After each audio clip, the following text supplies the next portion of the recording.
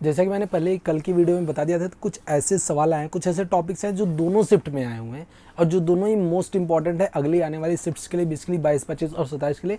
कुछ ऐसे फिजिक्स के टॉपिक्स हैं, जैसे मैं डायरेक्टली बात करूँ डायमेंशन एनालिसिस की, वो 11th का मोस्ट इंपॉर्टेंट चैप्टर्स कर सकते हैं उसको, क्योंकि दोनों की दोनों शिफ्ट में इससे सवाल आया हुआ है। एग्जाम्पल आपको पता होगा, आप दोनों शिफ्ट देखोगे तो ये मोस्ट इंपॉर्टेंट में जाता है। एरर का एक सवाल आया हुआ है, वो भी सेकंड शिफ्ट में आया हुआ है, वो भी इस एप्लीकेशन पर बेस्ड है। वो जो ग्रेविटेशनल में जो है ना, time period is proportional to r की पावर 3/2, उस पर बेस्ड ये सवाल है। और इस पर भी 2 सवाल है, तो ऐसा कर सकते हो कि इस फॉर्मूले को याद करना है, चाहो तो कर सकते हो। वैसे ग्रेविटेशन से सवाल थोड़े कम आते हैं, लेकिन एक सवाल तो फिक्स ही रहता है, एक सवाल फिक्स रहता है, तो इस चीज़ को चाहो तो कर लो, इसी पर सवाल मोस्ट प्रोबेबली आ सकते हैं। एक सेंटर आप मार्क्स करके वो भी सवाल आए तो चाहो तो कर लो, वो थोड़े से कम चांसेस होते हैं, बट इसके चांसेस ज़्यादा हैं। डायमेंशंस मैंने पहले बोला था, वो दोनों के दोनों शिफ्ट में आएंगे, और दोनों के दोनों शिफ्ट में आए हैं।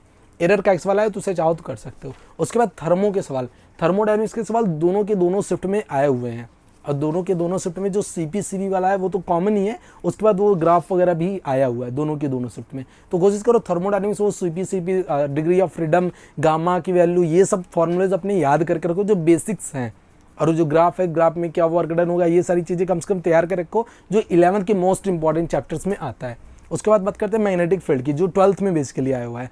12th में AC भी, अल्टरनेटिंग करंट भी आया, वो दोनों शिफ्ट में आया हुआ है। लेकिन पहले इसकी बात कर लेते हैं मैग्नेटिक फील्ड का। इसका ना पहले शिफ्ट में 2 सवाल आया हुआ है, एक रेशियो ऑफ जो रेडियस करके He और अल्फा पार्टिकल का, He2+ और मतलब He और He+ का आया हुआ है, शायद नहीं, He+ और He2+ बेसिकली अल्फा पार्टिकल का एक सवाल आया हुआ है। दूसरा है कि वो रॉड घुमा मतलब इंड्यूस्ड EMF का एक सवाल आया हुआ है, और दूसरे शिफ्ट में भी सेम है सवाल है। तो मैग्नेटिक फील्ड तो यार एटलीस्ट छोड़ भी नहीं सकते, वो मोस्ट इंपॉर्टेंट बन जाता है। उसके बाद वेक्टर जो 11th का ही पार्ट है, वो मोस्ट इंपॉर्टेंट भी है भाई। दोनों की दोनों शिफ्ट में सेम सवाल, मतलब बेसिक सा पूछा है और दोनों की दोनों शिफ्ट में पूछा है, तो इस चीज़ को तो और भी नहीं छोड़ सकते ना। बात करें radioactivity and photo electric effect की बात करें, तो सबसे मोस्ट मतलब ये वाला जो हमने मैराथन कराई भी थी, और फोटो इलेक्ट्रिक का जैसा मैंने मैराथन में सेम सवाल कराया था ना, सेम टू सेम सवाल, मतलब बस वैल्यूज चेंज करके सवाल पूछा हुआ है।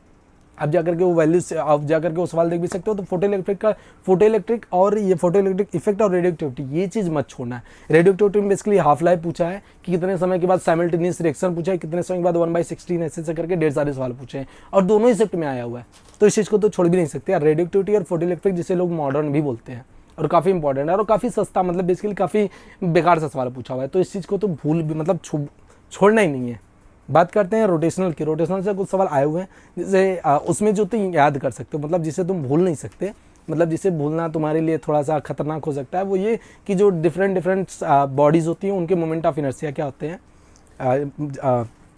Conservation, rotational kinetic energy, translation kinetic energy, ये सारी चीज़ें।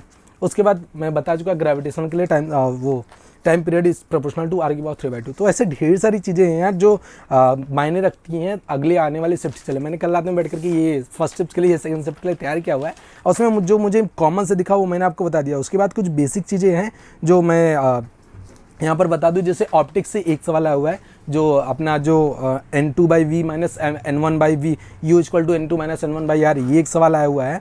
बाकी बहुत ही बेसिक से सवाल आए हैं। एक सवाल जो कुछ लोग मिस्टेक करके आ सकते थे, अगर उसका ऑप्शन थोड़ा सा गड़बड़ दिया होता तो। इतना याद रखना ना कि ये जो टॉपिक से अगर कुछ नहीं पढ़ा, ऐसा कर सकते हो, अगर कुछ नहीं पढ़ा तो ये पढ़ सकते हो, अगर सब कुछ पढ़ लिया तो ये भूल नहीं सकते, ऐसा कर सकते हो इस खासकर इस टॉपिक्स के लिए। एक सवाल जो मैं यहाँ पर मेंशन करना चाहूँगा, वो एलिवेटर वाला। अगर सच बता रहा हूँ, अगर उसमें ऑप्शन होता है T1 + T2 ने, ज़्यादातर लोग इसको लगा करके चले आते हैं, लेकिन वो ऐसा था नहीं, तो ज़्यादातर लोग T1 T2/T1 + T2 ऑब्वियस सा ऑप्शन होता है। तो कोशिश करो यार, कायदे से मेहनत करके एग्जाम दो। जिनका 22 को, उनके हमारी टीम की तरफ से ढेर सारे गुड लक्स, अच्छे से एग्जाम दो, फोड़ करके आओ। और जिनका 25 और 27 को यार, वो कोशिश करो थोड़ा बहुत रिवाइज कर लो, सोल्यूशन वगैरह जरूर देख लेना। जिनका 25 को 22 और 22 का देख लो, जिनका 27 को है 20, 22, 25 का जरूर देख लेना। मतलब इतना समझ लो कि मतलब पहले जो पेपर हुए उनको सोल्यूशन, और उसमें जो आए हुए सवाल है उनके टॉपिक्स, मतलब डिटेल आंसर्स तुम्हारे पास होना चाहिए। तो चलो मिलते हैं आगे की वीडियोज़ में। Till then stay safe, stay healthy. जय हिंद।